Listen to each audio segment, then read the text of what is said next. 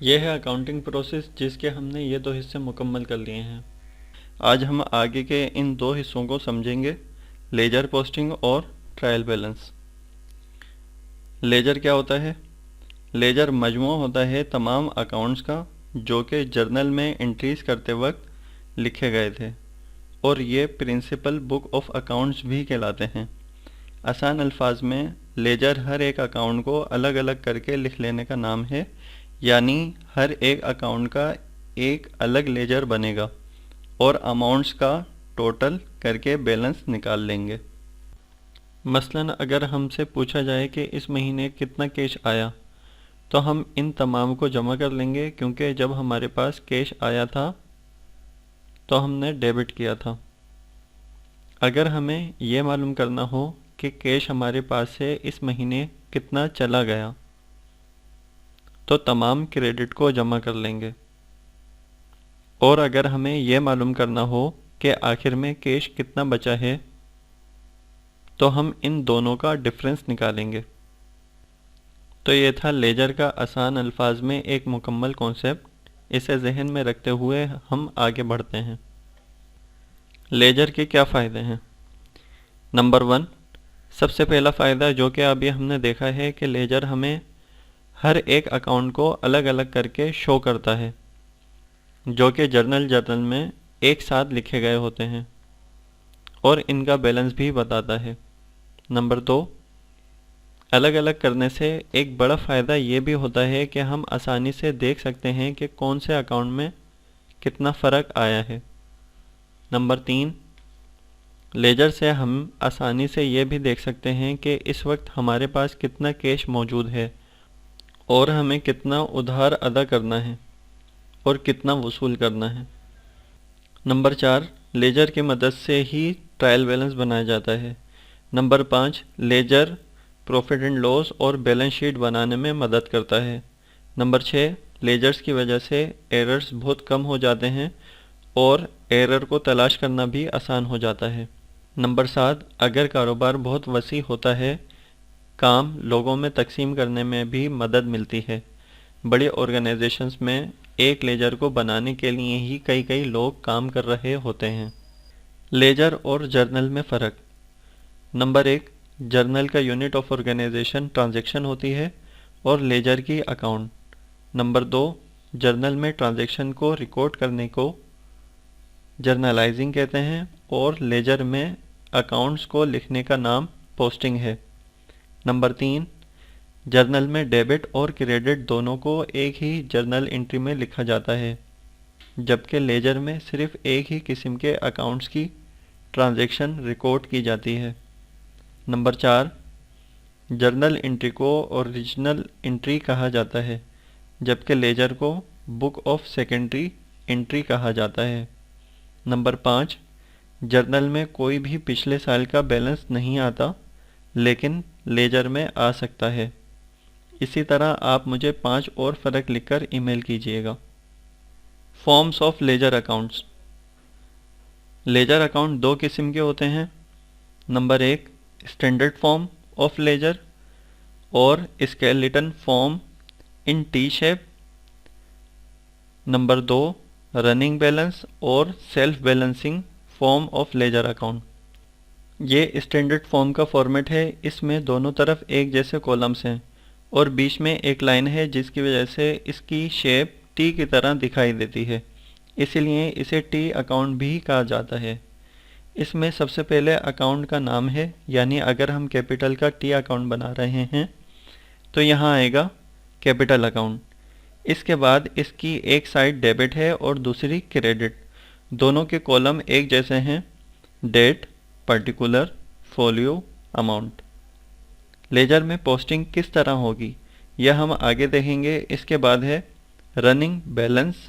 यह बिल्कुल जर्नल की तरह होता है, बस इसमें एक कॉलम इजाफी होता है। पोस्टिंग। अकाउंटिंग में पोस्टिंग का मतलब है बुक्स ऑफ ओरिजिनल एंट्री, यानी जर्नल से लेजर में पोस्ट करना या लिखना। पोस्टिंग की कोई फिक्स डेट नहीं होती, लेकिन इस अमल को फाइनेंशियल स्टेटमेंट्स बनाने से पहले मुकम्मल कर लिया जाता है। Rules for posting. हम रूल्स देखने के साथ साथ पोस्टिंग भी करेंगे। ये हमारे पास है जर्नल, इसकी पोस्टिंग करते हैं। रूल नंबर 1, हर एक अकाउंट का अलग अलग लेजर बनेगा।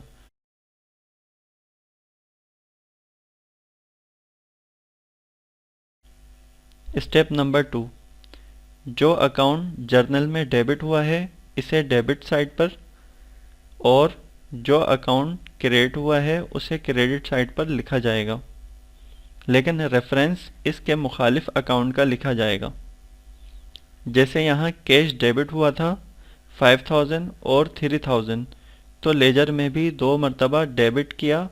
पहली बार कैपिटल की वजह से हुआ था तो कैपिटल लिखा, और दूसरी मरतबा सेल्स की वजह से, तो यहाँ आया सेल्स।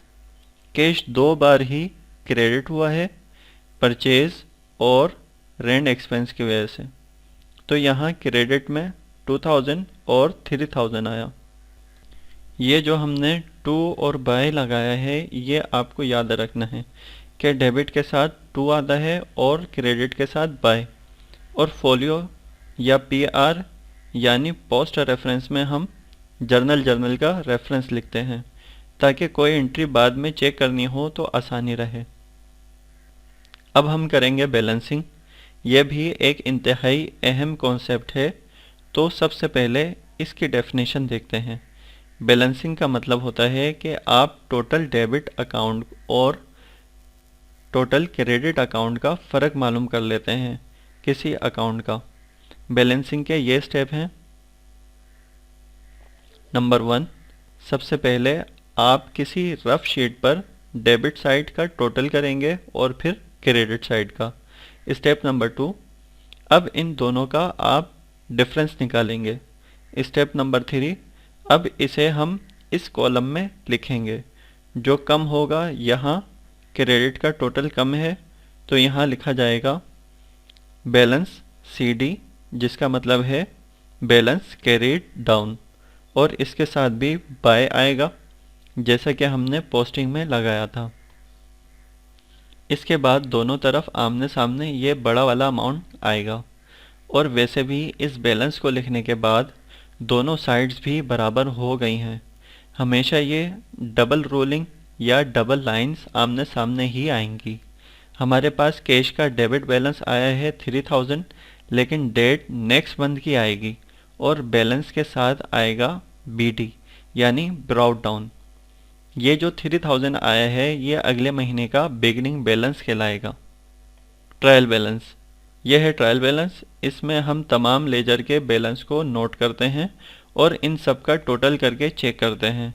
अगर डेबिट और क्रेडिट दोनों का टोटल बराबर होता है तो हमारा जर्नल से लेजर तक का काम ठीक हुआ है, और अगर बराबर नहीं आता तो ज़रूर हमने कोई गलती की होती है।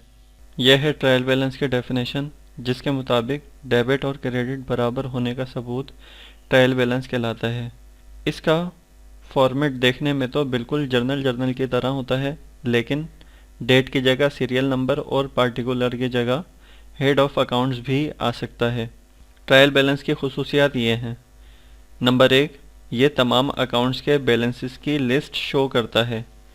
नंबर 2, ये कोई double entry system of book keeping का हिस्सा नहीं है, बल्कि सिर्फ एक वर्किंग पेपर है। ये साल में किसी भी वक्त बनाया जा सकता है। ये एरर्स को तलाश करने और ठीक करने में मदद देता है, लेकिन कुछ एरर्स ऐसे भी होते हैं जिन्हें ये ठीक नहीं कर पाता, जैसे एरर ऑफ प्रिंसिपल्स। ये स्टेप हैं ट्रायल बैलेंस बनाने के। सबसे पहले बिजनेस नेम, ट्रायल बैलेंस और तारीख डालते हैं, और फिर कॉलम्स बनाते हैं serial number, particulars, LF, debit और क्रेडिट के। और जो हमने लेजर बनाए हुए होते हैं इनके बैलेंसेस डेबिट और क्रेडिट कॉलम में लिख दिए जाते हैं। जैसे यहाँ कैश का बैलेंस डेबिट में है तो ट्रायल बैलेंस में भी डेबिट में लिखा जाएगा। इसके बाद रेंट एक्सपेंस का भी बैलेंस डेबिट में है तो यहाँ भी डेबिट में आया।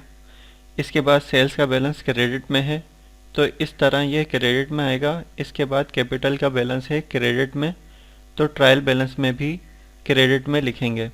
इसके बाद परचेजेस का बैलेंस है डेबिट में, तो ट्रायल बैलेंस में हम इसे डेबिट में ही लिखेंगे।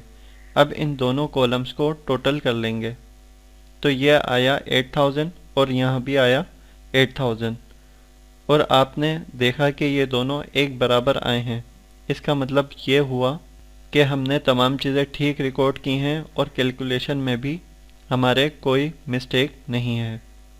अब हम एक नज़र ट्रायल बैलेंस के अकाउंट्स की सीक्वेंस पर डालते हैं। इसमें सबसे पहले हैं एसेट्स, इसके बाद लायबिलिटीज़, फिर प्रोप्राइटरशिप, देन रेवेन्यू और फिर एक्सपेंसेस। आपको भी इस सीक्वेंस का ख्याल रखना है। अगली वीडियो में लेजर और ट्रायल बैलेंस के क्वेश्चंस हल करेंगे।